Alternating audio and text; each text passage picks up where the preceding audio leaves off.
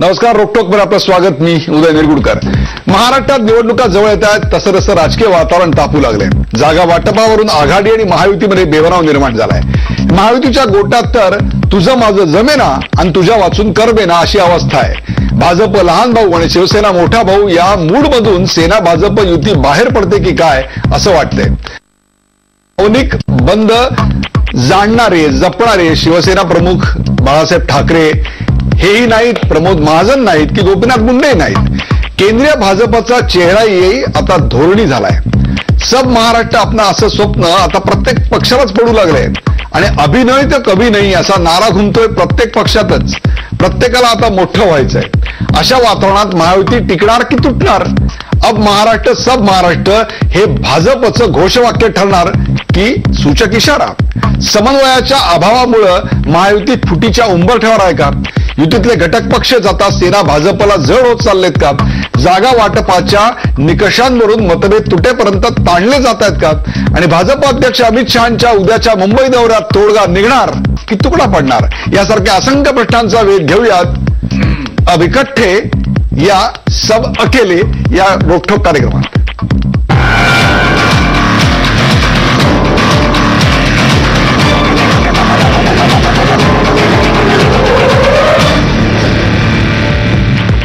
अब इकट्ठे या सब अकेले या कार्यक्रमात सुरुवातीला पाहूया या विषयावरचा एक खास रिपोर्ट. अमित शहा यांच्या स्वागताची भाजपनं जंगी तयारी केली आहे. अख्ख्या मुंबईभर त्यांच्या स्वागताचे बॅनर, फलक आणि होर्डिंग झळकत आहेत. या निमित्तानं अब महाराष्ट्र सब महाराष्ट्र असा नवा नारा भाजपनं दिलाय. पण हा इशारा नक्की कुणासाठी आहे याची चर्चा सध्या रंगी आहे. कारण अमित शहांच्या पहिल्याच महाराष्ट्र दौऱ्याच्या निमित्तानं शिवसेना भाजपच्या संसारात मिठाचा खडा पडलाय. अमित शहांच्या मिनिटाचा कार्यक्रम निश्चित झालाय.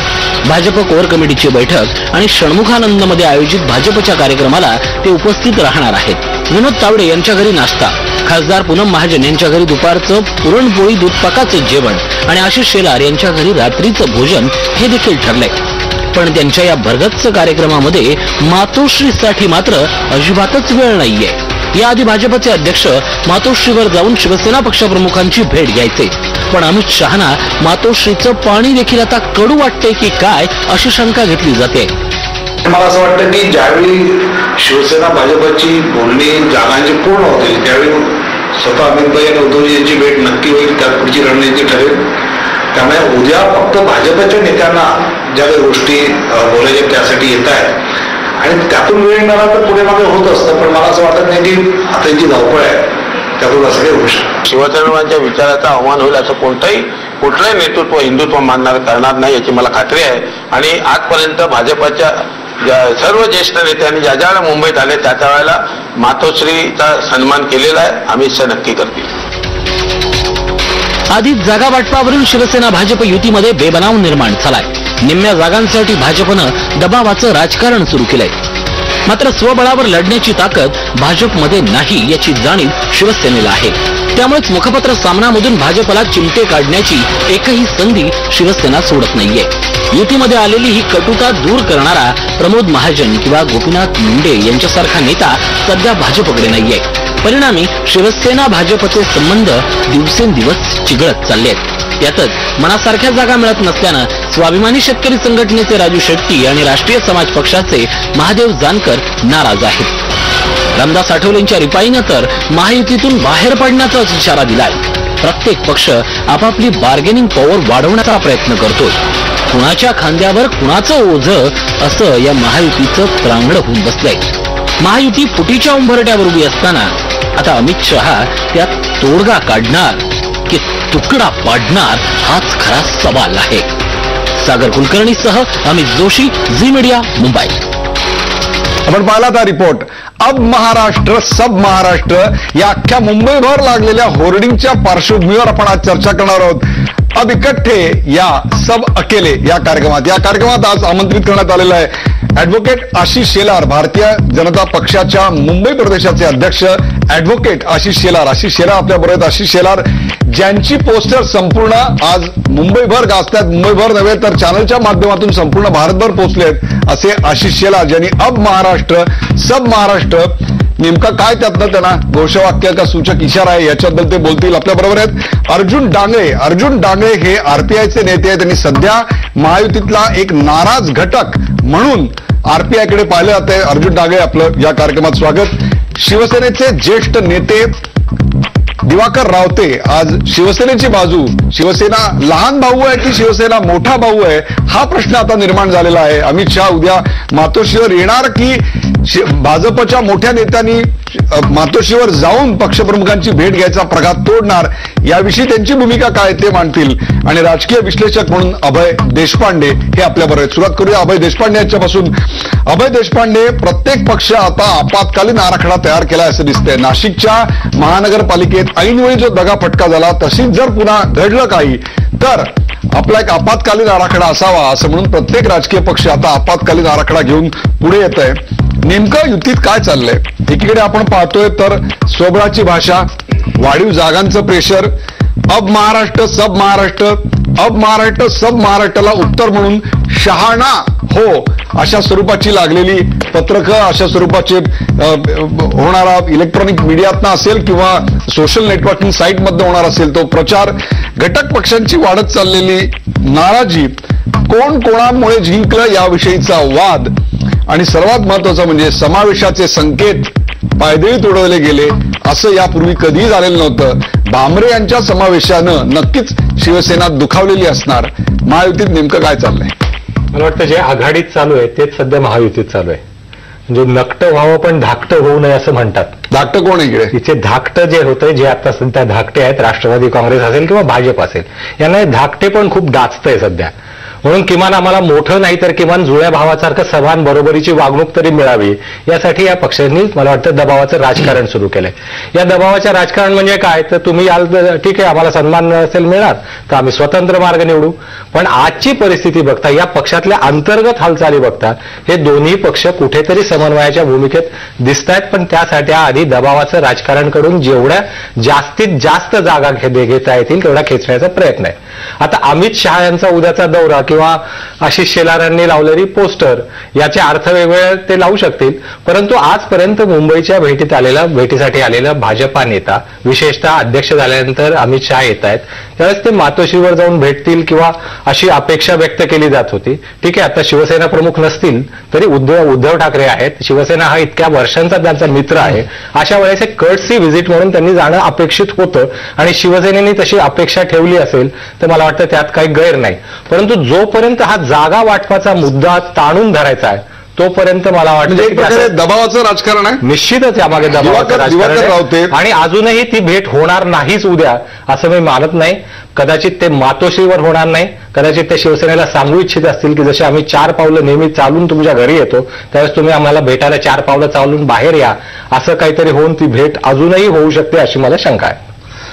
दिवाकर रावते, पहिल्यांदा असं घडतंय की शिवसेनेला आपल्याकडे कोणीतरी यावं अशी अपेक्षा बाळगावी लागते. आम्ही तुमच्याकडे येतो असे अपॉइंटमेंट मागायचे दिवस होते, ते दिवस थोडे बदलले गेलेले आहेत. एकीकडे हरियाणामध्ये भारतीय जनता पक्षाला त्यांच्या जुन्या सहकार्यानं सोडलं, त्यामुळे थोडीशी चलबिचल, त्यानंतरचा आलेला अग्रलेख, ही सगळी पार्श्वभूमी आहे.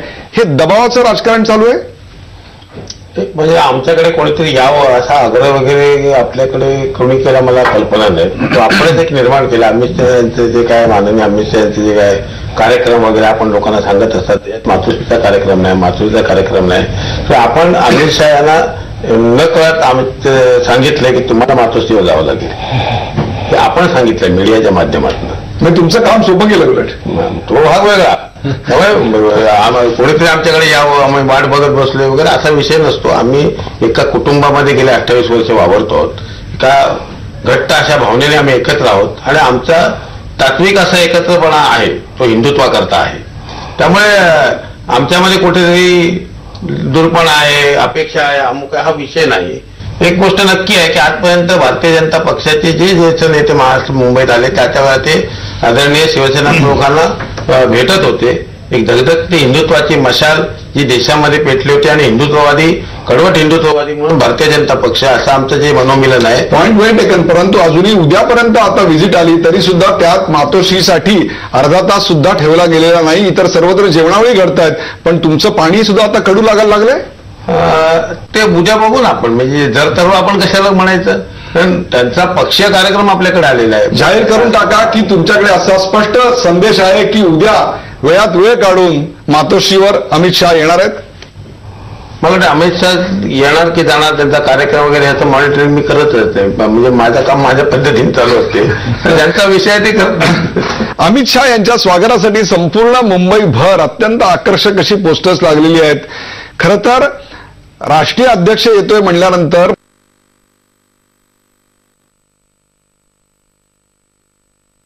प्रचंड मोठी पोस्टर झाली, त्यातली लाईन फार कॅची आहे. ज्या कोणी लाईन दिली आशिष शेलार त्यांचं कौतुक करायला पाहिजे. अब महाराष्ट्र सब महाराष्ट्र, काय हे घोषवाक्य का हा सूचक इशारा आहे कोणाला? नाही, मला असं वाटतं की ह्या सगळ्यात 2-3 गोष्टी मला स्पष्टपणे बोलू द्या. एकतर हे एकमेव पोस्टर लागले असं नाही, त्यात बरेच अन्य 4-5 वेगवेगळ्या पद्धतीची पोस्टर लागले. त्यामुळे एका पोस्टरवर चर्चा करायची तर वी आर वेलकम, म्हणजे त्याचं स्वागत आहे. दुसरी गोष्ट याच्यामध्ये असं आहे की विपर्यासामध्येच बुद्धिमत्ता असते असं मानणारे काही लोक या समाजामध्ये आहेत. आपण त्यातले एक नाही आहेत असा माझा समज आहे, आणि त्यामुळे प्रत्येक गोष्टीतनं विपर्यास करून त्यातनं आपल्याला काहीतरी प्रचंड बुद्धिमत्ता आहे असं दाखवणारा काही लोकांचा प्रयोग असतो. त्यांनी हा उद्योग सुरू केलेला आहे चर्चेचा, असं माझं स्पष्ट. तुम्ही लावली ती फक्त आम्हाला दाखवली, त्यात विपर्यास कुठे गेलाय? मला बोलू दे ना, विपर्यास कुठे सांगतो ना. अब महाराष्ट्र सब महाराष्ट्र याचा अर्थ लोकसभेनंतर, लोकसभेच्या निवडणुकीत आम्ही सगळ्यांनी मिळून, आम्ही सगळे म्हणजे महायुती, त्यांनी पूर्ण महाराष्ट्रात कब्जा केला होता लोकसभेच्या निवडणुकीत. आता सगळेच आम्ही मिळून सब महाराष्ट्रावर कब्जा करू. आता ह्याच्यामध्ये विपर्यास शोधणं आणि त्याच्यावर आपल्या बुद्धिमत्तेच्या परीक्षेत आपल्याला 100 पैकी 100 गुण मिळाले आहेत असं दाखवण्याची प्रथा परंपरा काही मित्रांमध्ये आहे, ते करतील. महायुतीमध्ये कोणत्याही प्रकारचा मतभेद नाही, कोणत्याही प्रकारची आता तेढ निर्माण झालेली नाही, तणाव अजिबात नाहीये, सगळं खेळीमेळीच्या वातावरणात चाललंय. उलट माझ्याकडच्या जागा तू काही घेऊन जा अशा प्रकारचं मैत्रीपूर्ण वातावरण चालू आहे. मग अर्जुन डांगळे, प्रॉब्लेम कुठे आहे? दोघं जण तुम्हाला खांद्यावर घेऊन नाचायला इथे तयार आहेत. अब महाराष्ट्र सब महाराष्ट्र म्हणतायत. या सब महाराष्ट्रामध्ये तुम्हाला स्थान आहे का हो? नाही, निश्चितच आहे. म्हणजे आज आम्ही जे आमची खंत व्यक्त बोलून दाखवली, आणि मला वाटतं सन्मानपूर्वक वाटा मिळणं ही मागणी करणं, मला वाटतं हे आपल्या सगळ्या मराठी म्हणवणाऱ्या, महाराष्ट्रीयन म्हणवणाऱ्या सगळ्यांचंच ब्रीद आहे.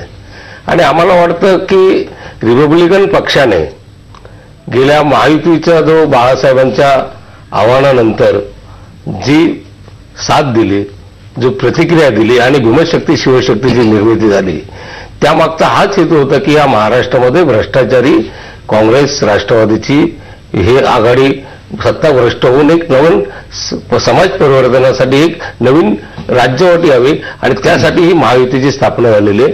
आणि त्यावेळेस बाळासाहेबांनी आम्हाला एक त्यांचं स्वप्न होतं एक सन्मानपूर्वक जागा देण्याचं आम्हाला, आणि सन्मानाने वागायचं.